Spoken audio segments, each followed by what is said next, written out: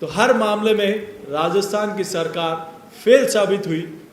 ये नहीं सहेगा कैंपेन आज जन जन तक नीचे पहुंचने वाला। और कल आप लोगों ने देखा है कि किस प्रकार का लाठीचार्ज हमारे युवा साथियों के ऊपर यहाँ की सरकार ने, इस सरकार की निर्देश पर हुआ है।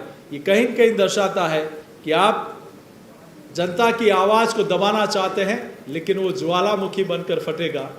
और आरपीएससी जैसी संस्था को निश्चित रूप से भारतीय जनता पार्टी जैसे लोगों ने घोटाला किया है उनको सजा तो मिलेगी, लेकिन भारतीय जनता पार्टी के शासन में आरपीएससी को भंग करके यूपीएससी की तर्ज पर एक अच्छी पारदर्शी व्यवस्था भारतीय जनता पार्टी की सरकार देने का भी काम करेगी। कहने और सुनने वाले दोनों को मालूम हो कि कहने वाला झूठ बोल रहा है तो वह झूठ झूठ नहीं कहलाता।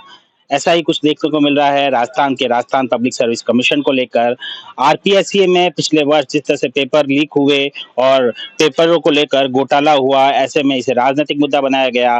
भाजपा ने राजनीतिक मुद्दा बनाते हुए उस समय के प्रदेश अध्यक्ष सीपी जोशी ने प्रेस कॉन्फ्रेंस करते हुए ये कहा कि जो गड़बड़ियों में शामिल है, जब हमारी सरकार बनेगी तो उन्हें जेल भेजा जाएगा। इसके साथ ही आरपीएससी को भंग कर यूपीएससी की तर्ज पर उसका गठन किया जाएगा।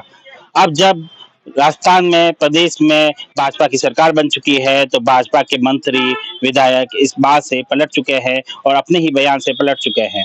जब भाजपा इस तरह का आरोप लगा रही थी और आरपीएससी के भंग करने की मांग कर रही थी, तो प्रदेश में जब कांग्रेस की सरकार थी, कांग्रेस के मंत्रियों ने कहा कि आरपीएससी को भंग नहीं किया जा सकता, आरपीएससी एक संवैधानिक संस्था है। लेकिन उस पूरे मुद्दे पर बहुत बयानबाजी हुई और बहुत कुछ कह गया। लेकिन हाल ही में जब शिक्षा मंत्री मदन दिलावर जोधपुर पहुंचे और एक प्रेस वार्ता में उनसे पूछा गया, क्या आपकी सरकार आरपीएससी को भंग करने वाली है? पिछले वर्ष आपके ही प्रदेश अध्यक्ष ने आरपीएससी को भंग करने को लेकर बात कही थी। अब जब आपकी सरकार बन चुकी है तो क्या आप आरपीएससी को भंग करेंगे? ऐसे में शिक्षा मंत्री मदन दिलावर ने कहा कि आरपीएससी को भंग नहीं किया जा सकता, ये एक संवैधानिक संस्था है। हमने ऐसा कुछ भी नहीं कहा।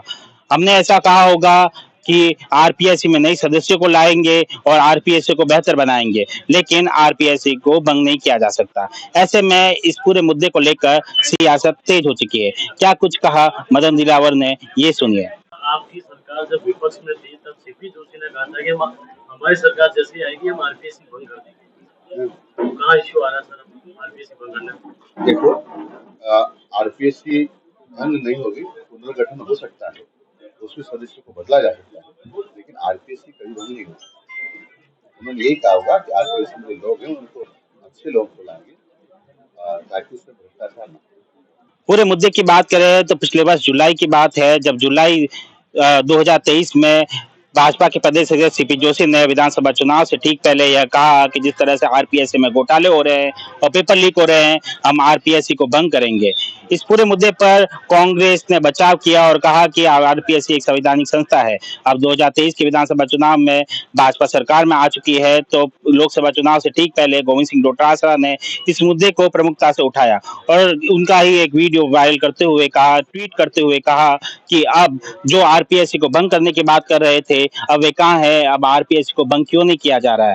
कल तक के नेता कह रहे थे आरपीएससी भंग कर दो, राजेंद्र राठौड़ साहब कह रहे थे आरपीएससी भंग करो, सीपी जोशी कह रहा था आरपीएससी भंग करो, दूसरे नेता चिल्ला चिल्ला के कह रहे थे आरपीएससी भंग करो। राज कह रहे हैं डोटासरा को ज्ञान होना चाहिए, आरपीएससी भंग में होने वाली चीज नहीं है। ये तो हम भी कह रहे थे कि आरपीएससी भंग नहीं हो सकती, मत चिल्लाओ, मत झूठ बोलो। इस पूरे मुद्दे पर मंत्री जब्बर सिंह खारा जो भाजपा के मंत्री है, उनका भी बयान आ चुका है और उन्होंने भी कहा है कि आरपीएससी को भंग नहीं किया जा सकता। लेकिन अब जब लोकसभा चुनाव संपन्न हो चुके हैं, उसके बाद में जब शिक्षा मंत्री से इस बयान को पूछा गया तो उन्होंने भी यही कहा कि आरपीएससी को भंग नहीं किया जा सकता। इस पूरे मुद्दे पर अब सियासत तेज हो चुकी है।